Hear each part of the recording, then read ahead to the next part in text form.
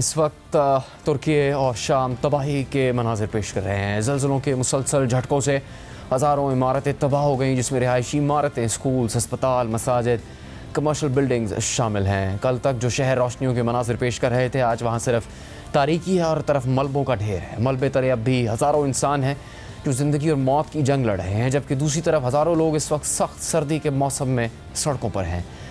लोगों में खौफ हरास का माहौल है। कई ख़ानदान अपने लापता अजीज़ व अक़ारब को ढूंढने के लिए हंगामी तौर पर मुतासरा इलाकों में पहुँचने की कोशिश कर रहे हैं, मगर कुछ जगहों के लिए परवाज़ें मुअत्तल हैं और जहाँ कुछ परवाज़ें चल रही हैं वहाँ फ़्लाइट्स ताख़ीर का शिकार हैं। इस वक्त तुर्की और शाम में एक संगीन इंसानी बहरान जन्म ले रहा है। हर गुज़रते वक्त के साथ साथ हलाकतों की तादाद बढ़ती जा रही है।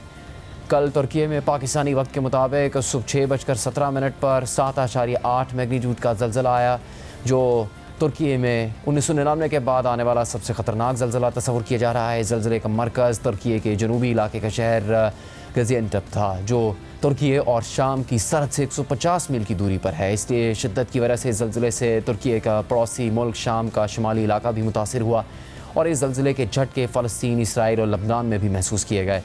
सिर्फ यही नहीं, तुर्की में इब्तदाई ज़लज़ले के बाद रेस्क्यू काम नुकसानात का अज़ाला करने की ही कोशिश कर रहे थे कि तुर्की में 7.6 मैग्नीट्यूड का एक और ज़लज़ला आया, जिससे मज़ीद तबाही हुई और आज फिर 5.6 शिद्दत का ज़लज़ला आया और अब तक आदाद व शुमार के मुताबिक तुर्की और शाम में ज़लज़लों से 6,000 से ज़्यादा इमारतें ज़मीन बोस हो गई हैं, जिसके नतीजे में तुर्की में 3500 से ज़्यादा अफराद हलाक हो चुके हैं और शाम में हलाकतों की तादाद 1700 से तजावुज़ कर चुकी है।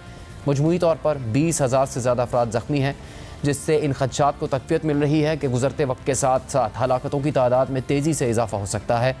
जबकि वर्ल्ड हेल्थ ऑर्गेनाइजेशन ने इस खदशे का इजहार कर दिया है कि दोनों मुल्कों में मजमूई हलाकतों की तादाद 20,000 हो सकती है। जबकि तुर्क हुकाम के मुताबिक ज़लज़ले से 1,40,00,000 लोग मुतासर हो चुके हैं, यानी इन आदाद शुमार के मुताबिक तुर्की की 15% से ज़्यादा आबादी इस वक्त मुतासर है। जबकि वर्ल्ड हेल्थ ऑर्गेनाइजेशन के हुकाम का अंदाज़ा है कि इस ज़लज़ले से मजमूई तौर पर 2,30,00,000 लोग मुतासर हो सकते हैं, जिसमें बच्चों की तादाद 1,40,00,000 हो सकती है। इस हंगामी सूरत हाल को देखते हुए तुर्की के सदर रजब तैयब एर्दोआन ने मुल्क के 10 मुतासरा सूबों में 3 माह के लिए इमरजेंसी नाफिज कर दी है। दूसरी तरफ शाम, जो कई सालों तक जंगों की जद में रहा, जहाँ पहले से हज़ारों लोग बेघर हैं, इंफ्रास्ट्रक्चर तबाहल है, वहाँ ज़लज़ले से मज़ीद तबाही हुई है। अब भी शाम में कई इमारतों के मलबे तले ज़ख्मी मौजूद हैं। शाम के पास इस किस्म की कुदरती आफात से निमटने के लिए वो सलाहियत भी मौजूद नहीं और शाम के जो शुमाली इलाके ज़लज़ले से मुतासर हुए हैं, वहाँ हुकूमत का कंट्रोल भी नहीं है।